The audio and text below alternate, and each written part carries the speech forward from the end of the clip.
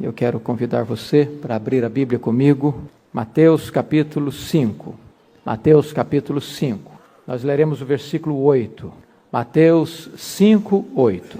Bem-aventurados os limpos de coração, porque verão a Deus. Bem-aventurados os limpos de coração, porque verão a Deus. Meus queridos, esta bem-aventurança trata da essência da vida cristã.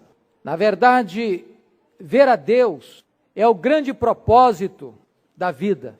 Nada pode ser mais elevado, não tem alvo mais alvissareiro, mais nobre, mais glorioso, mais cobiçado do que ver a Deus. Entretanto, só aqueles que reconhecem sua total carência e choram pelos seus pecados e podem ser cheios de Deus e reconhecerem-se mansos diante dos homens, só aqueles que reconhecem-se pecadores é que podem ter um coração limpo diante de Deus. Talvez você possa pensar, meu Deus, isso é impossível, isso é utópico, isso é irreal, isso é inatingível, é inalcançável.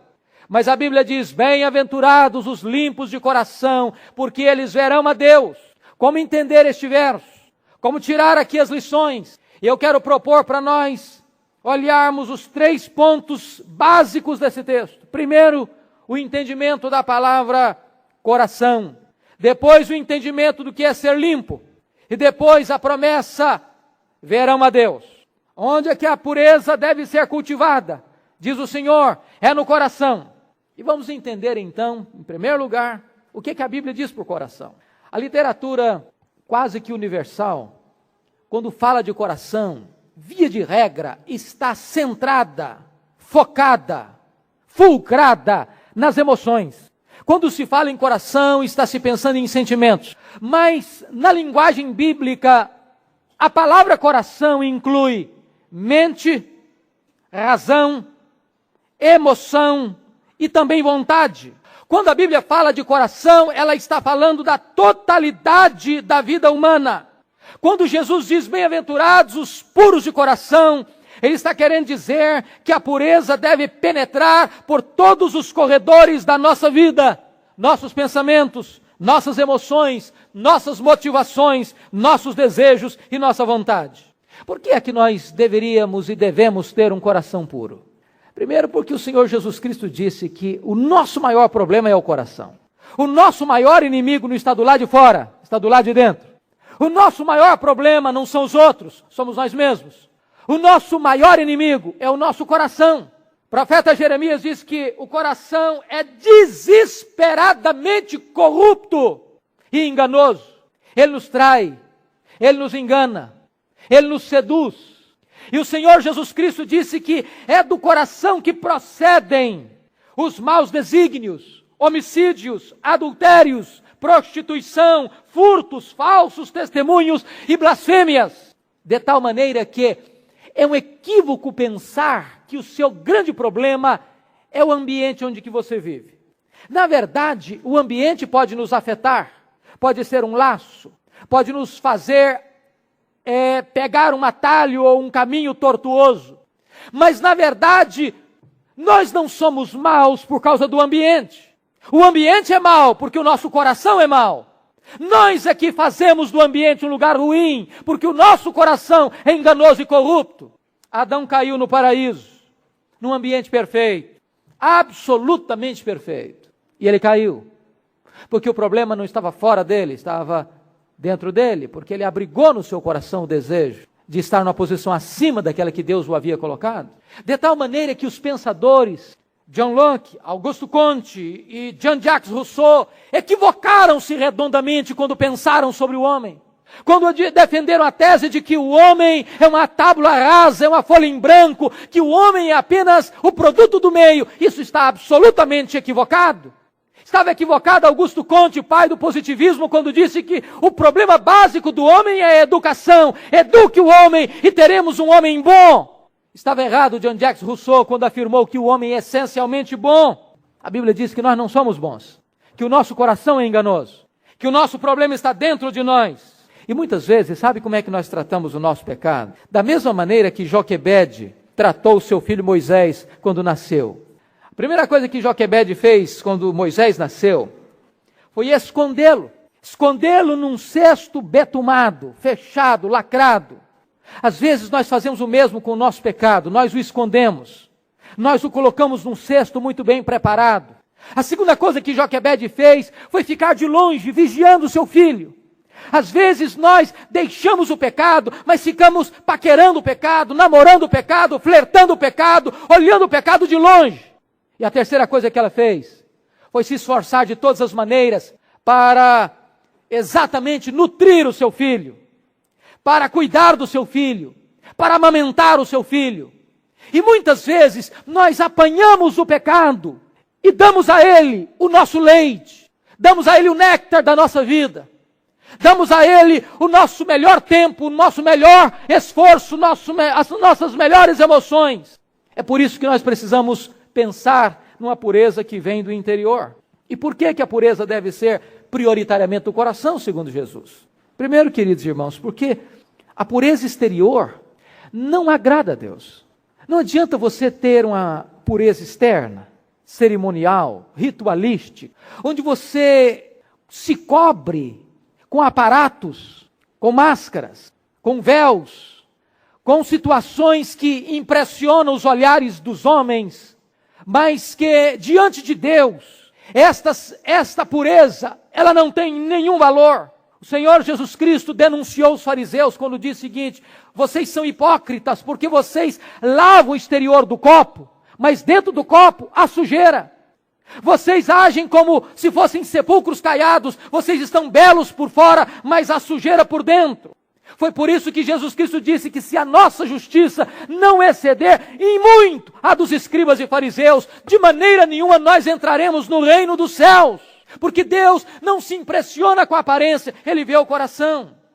Sabe por que nós temos que ter pureza do coração? Porque o nosso coração é a morada de Deus.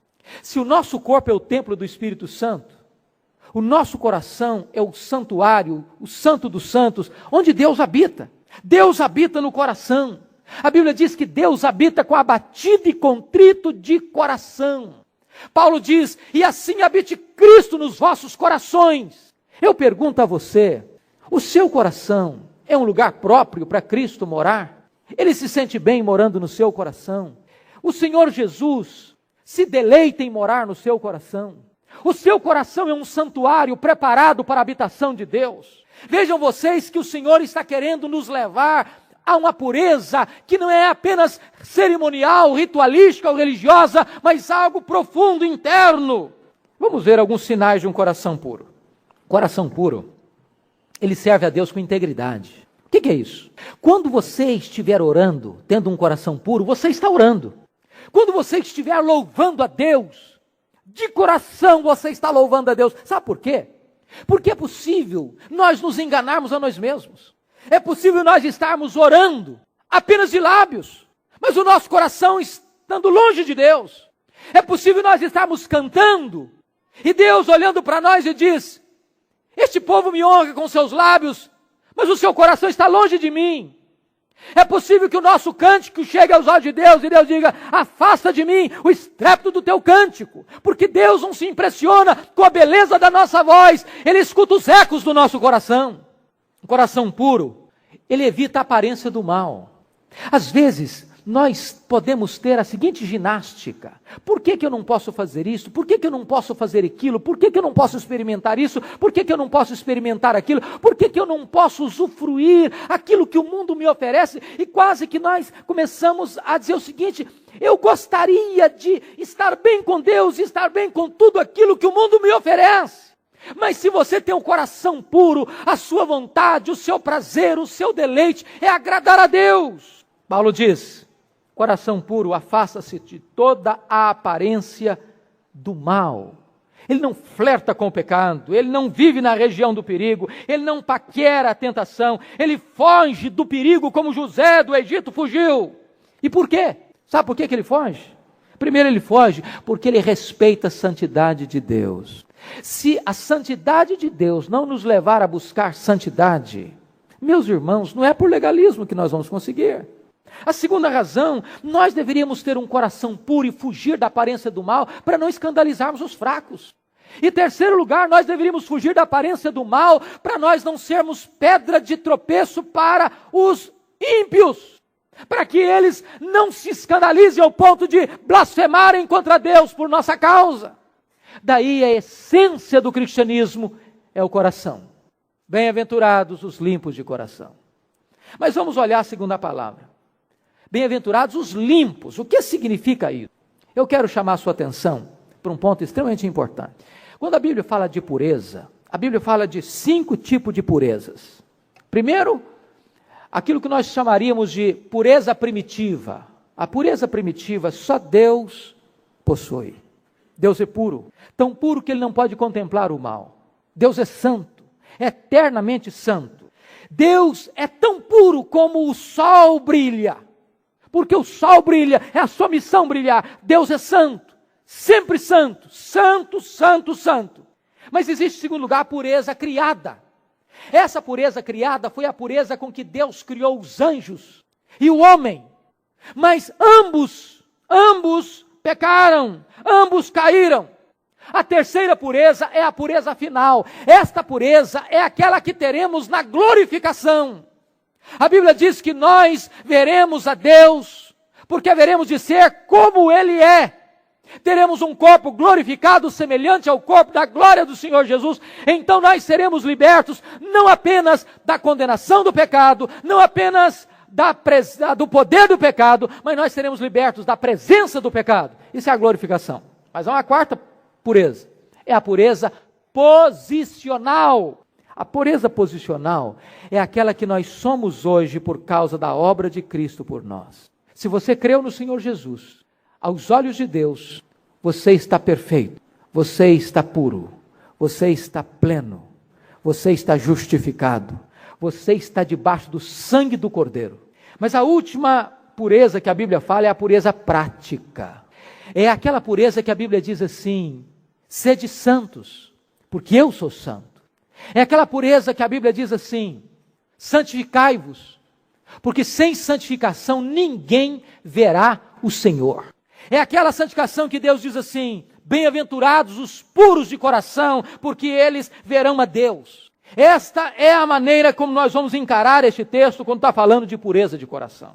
Então chama a sua atenção para entendermos o significado dessa palavra. A palavra pureza, no grego comum, tinha 4 significados. Primeiro era para descrever uma roupa suja, que era lavada e alvejada. E então se usava essa palavra que Jesus usou aqui, puros. Nós estávamos sujos, mas o Senhor pode nos limpar e nos lavar e nos tornar mais alvos do que a neve. O segundo uso dessa palavra era para designar o trigo que era tirado da palha. O trigo limpo, na hora de ser usado para se alimentar.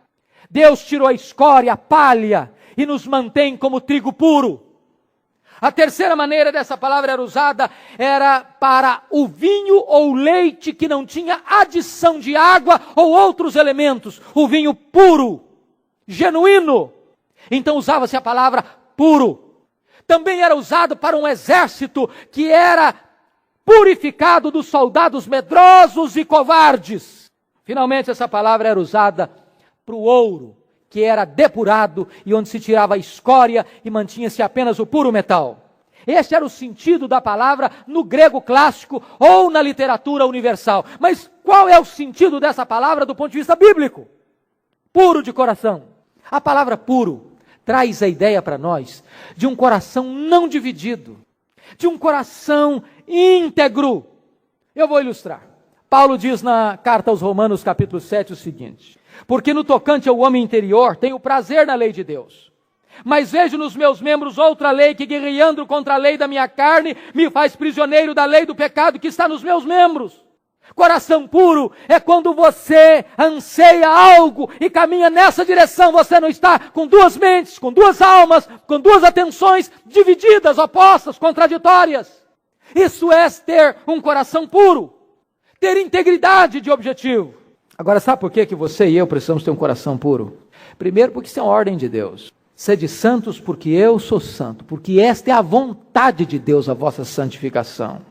Eu vou dizer uma coisa para você, pode ser que não seja propósito de Deus que você seja rico, que você seja famoso, que o seu corpo seja saudável, mas é propósito absoluto de Deus que você seja santo. Segunda coisa, nós devemos ser puros porque a pureza é o propósito da nossa eleição. Sabe por que Deus escolheu você?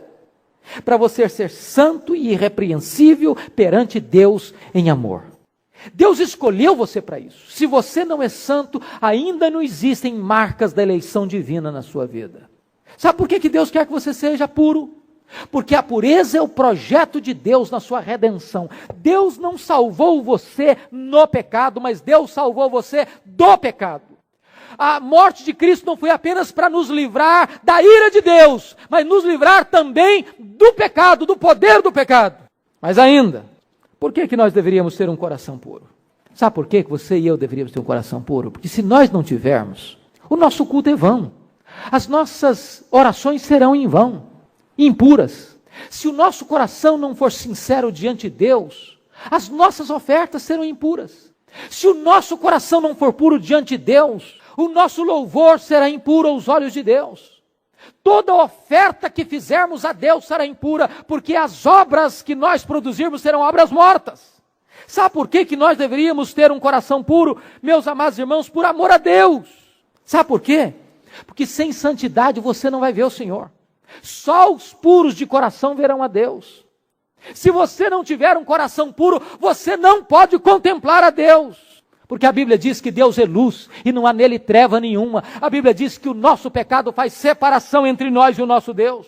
Nós devemos ser puros, porque só a pureza nos torna semelhantes a Deus. Foi uma grande tragédia para Adão querer imitar a Deus na sua onipotência, na sua onisciência.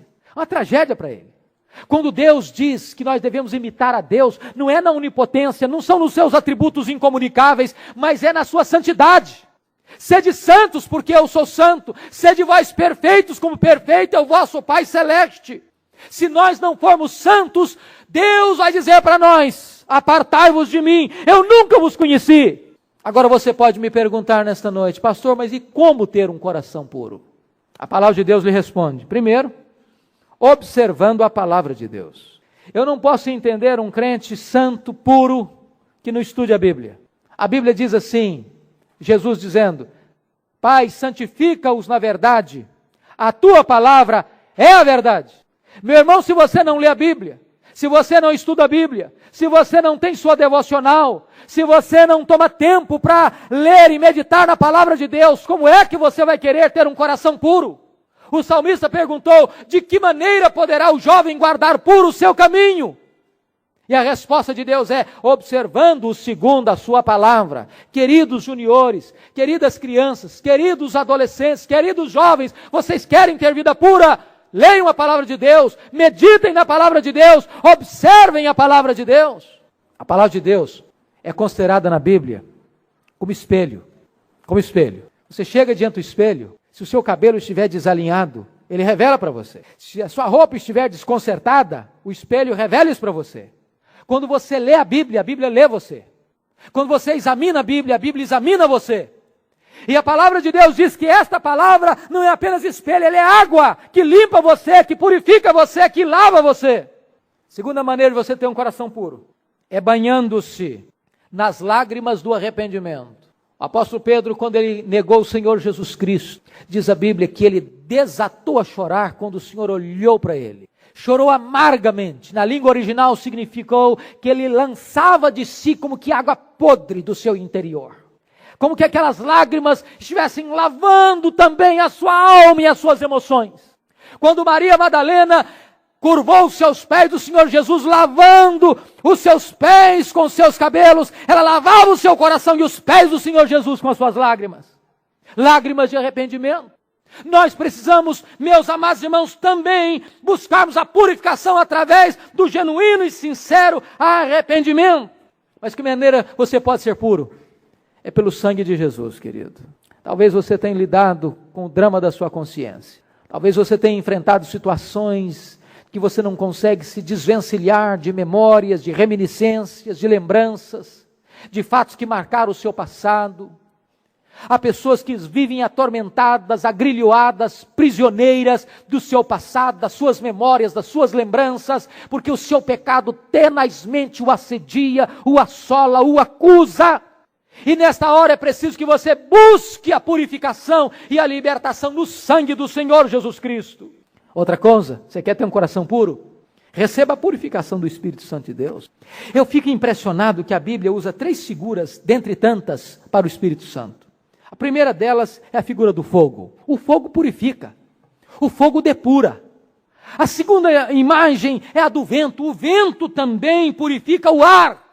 A terceira figura é a figura da água. A água lava, a água purifica. É preciso que você seja lavado por este banho do Espírito Santo de Deus na sua vida. Paulo diz a Tito, no lavar regenerador do Espírito Santo, e não apenas o lavar regenerador, mas esta purificação por uma vida aos pés do Senhor, pela plenitude do Espírito Santo de Deus. E a outra forma, querido irmão, você precisa pedir isso para Deus, em oração.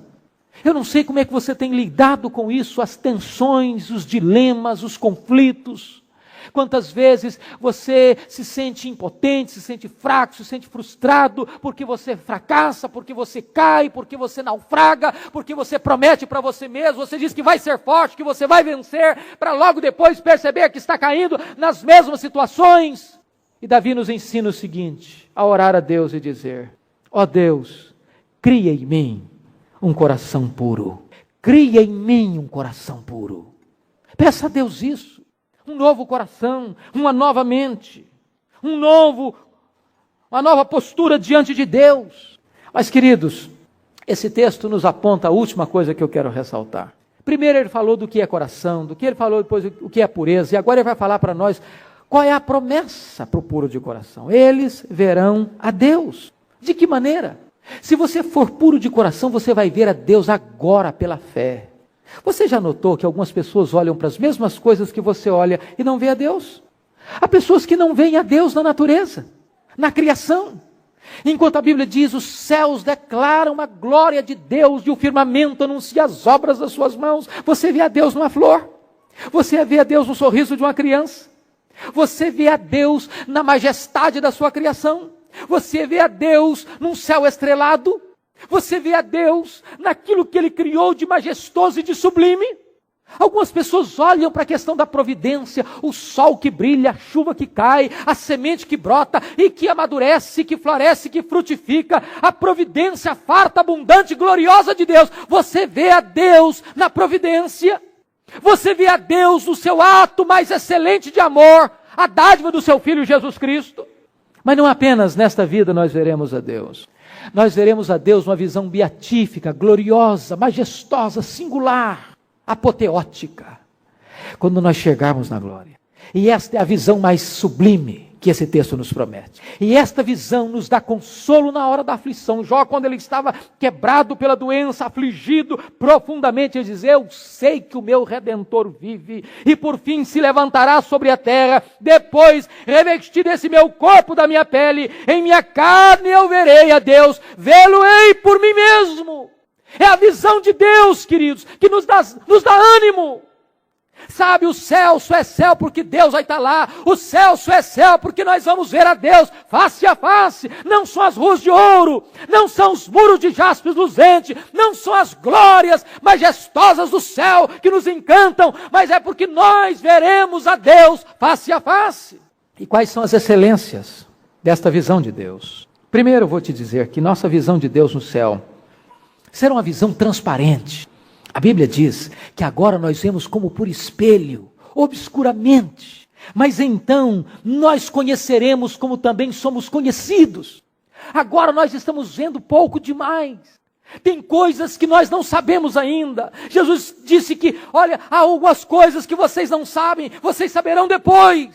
Dr. Mark Lloyd Jones dizia o seguinte, que o crente mais limitado, quando morre e entra no céu, ele se conhece mais de Deus do que o maior teólogo da terra.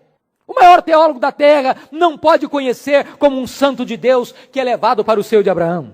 Sua visão amplia, seus horizontes se alargam. Ele começa a ver o que nenhum ouvido ouviu e o que nenhum olho viu.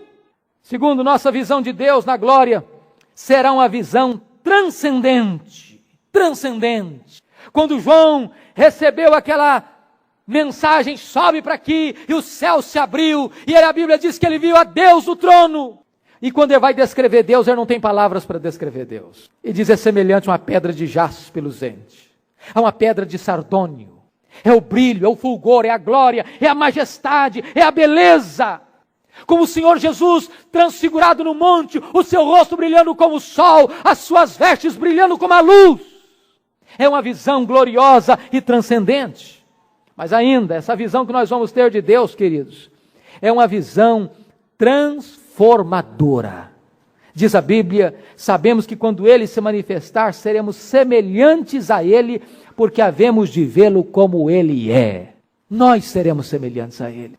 Vai ser uma transformação sublime e gloriosa, porque Paulo diz que esse corpo deste tabernáculo aqui, que geme agora, que sofre agora, carne e sangue, não podem herdar o reino de Deus, não suportariam a glória de Deus. Foi por esta razão que todas as vezes que Deus se revela a alguém em teofania gloriosa, as pessoas caíram por terra, como mortos. Mas nós teremos um corpo glorioso. E diz a Bíblia que então nós seremos como também Ele é. Mais do que isso, esta visão que você e eu vamos ter na glória de Deus, é uma visão de profunda alegria. Profunda alegria. A Bíblia diz que na presença de Deus há delícias perpetuamente, há plenitude de alegria. Plenitude de alegria. Você aqui tem alegrias, mas não tem plenitude de alegria. Aqui a alegria está misturada com a tristeza. Aqui o sorriso está misturado com o choro. Aqui um nasce e outro morre. Aqui você trafega de uma celebração de aniversário para uma celebração fúnebre, no mesmo dia. Aqui você mistura sentimentos de alegria e de pesar, parece que é ao mesmo tempo. Mas quando nós chegarmos na glória, as marcas do sofrimento, da dor, das lágrimas, do luto, já não mais existirão. Apenas alegria. Mais do que isso, irmãos. Essa visão não é apenas a visão de alegria, mas uma visão de fruição bendita. Porque quando nós tivermos esta visão de Deus, nós vamos receber também de Jesus as palavras: vinde, entrem no gozo do teu Senhor. Porque na presença de Deus tem plenitude de alegria. Entrar no céu é entrar na recompensa de Deus, no gozo de Deus, na alegria de Deus. E eu estou convicto disso. E a Bíblia revela isso. Que quando nós chegarmos lá, os tesouros do mundo, que nós tanto valorizamos, corremos tanto atrás deles, não terão valor nenhum para nós. Nenhum para nós. Lá certamente os nossos valores serão acertados. Mais do que isso, não apenas não valorizaremos as coisas daqui, mas também nós esqueceremos todo o sofrimento que passamos aqui. Paulo diz que a nossa leve e momentânea tribulação produz para nós eterno peso de glória. Mas, queridos irmãos, finalmente, nós precisamos afirmar que esta visão de Deus, ela é uma visão abençoadora.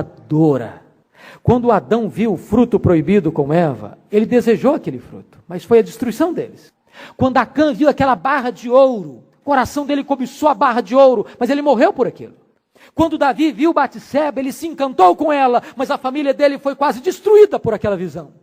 Mas o fato de nós vermos a Deus é uma visão que vai nos encantar, que vai nos abençoar, que vai nos encantar de alegria, de gozo e de bênção para todo sempre.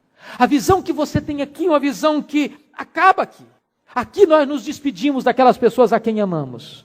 Mas esta visão de Deus no céu vai ser eterna, perpétua, interminável. E eu concluo fazendo uma aplicação. A Bíblia fala de uma terrível sentença para aqueles que são impuros de coração. Os impuros de coração não verão a Deus. Porque sem santificação ninguém verá o Senhor. A Bíblia diz que fora do céu vão ficar os impuros. Eles não entrarão no céu, porque no céu não entra nada contaminado. E a palavra de Deus diz, queridos irmãos, que aqueles que se recusaram a ser lavados no sangue do Cordeiro serão banidos para sempre da face do Senhor e viverão para sempre nas trevas exteriores, onde há choro e ranger de dentes. Deus é luz, Deus é amor. E fora da presença de Deus tem trevas e tem ódio para sempre. Como é que está o seu coração nesta noite? Ele é um coração impuro ainda? O que é que você está hospedando no seu coração? Impureza. O que é que está entrando pela janela dos seus olhos? Impureza. O que é que está entrando pelas janelas dos seus ouvidos? Impureza. O que é que você aspira com o seu coração? São as coisas puras. Por outro lado, uma gloriosa herança. Os limpos de coração verão a Deus. Mais do que tesouros, mais do que glórias humanas, nossa maior recompensa é Deus. Não são as bênçãos de Deus. Não são as dádivas de Deus. Não são as benesses de Deus. A maior bênção de Deus é Ele mesmo. É Ele mesmo. A maior recompensa do crente é o próprio Deus. Eles verão a Deus. Eu queria terminar contando para os irmãos duas experiências. Eu já contei isso aqui. Dr. Mark Lloyd Jones, médico da família real. Aos 27 anos de idade, ele, chamado pelo ministério, para o ministério, ele resolveu deixar a medicina para ser pastor. Foi o pastor que mais influenciou a igreja evangélica no mundo inteiro no século passado. Aos 81 anos de idade, acometido de um câncer, depois de lutar contra a enfermidade, ele estava extremamente debilitado. Mas havia um brilho no seu rosto, havia uma certeza no seu coração. Na véspera da sua partida, ele reuniu a sua família, os seus filhos, os seus netos, e disse para eles: não orem mais pela minha cura, não me detenham da glória, não me detenham da glória. E partiu para o Senhor. Outro exemplo que eu quero lhe citar é o exemplo de Dwight Lyman Moody, um homem que marcou o século XIX, que levou a Cristo aproximadamente 500 mil pessoas.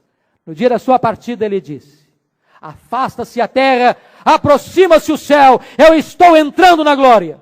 Esta é a convicção do salvo. Ele deixa este mundo, ele entra na glória para ver a Deus face a face. Você tem essa certeza?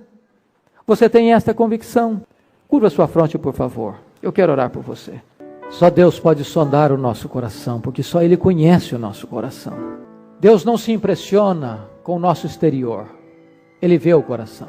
E eu estou absolutamente seguro que todos nós precisamos desesperadamente da graça de Deus. Quem de nós pode autoconfiantemente dizer: eu sou puro por mim mesmo? O livro de Jó pergunta: quem da imundícia pode tirar pureza? Quem? Resposta: ninguém. Só Deus pode nos dar um coração puro. Só o sangue de Jesus pode nos lavar e nos tornar mais alvos do que a neve. E o projeto de Deus é que tenhamos um coração puro. Amado Senhor, aplica esta palavra no nosso coração. Compadece-te de nós, ó Deus, e santifica-nos na verdade. Gera no nosso coração, Deus, desejo ardente de te conhecer mais e mais. Porque quando te contemplarmos, Senhor, na beleza da tua santidade, os encantos deste mundo não poderão mais nos atrair, porque estaremos contemplando uma visão muito mais sublime e gloriosa da própria vida. Abençoa o teu povo, santifica o teu povo, em nome de Jesus, o nosso Salvador. Amém.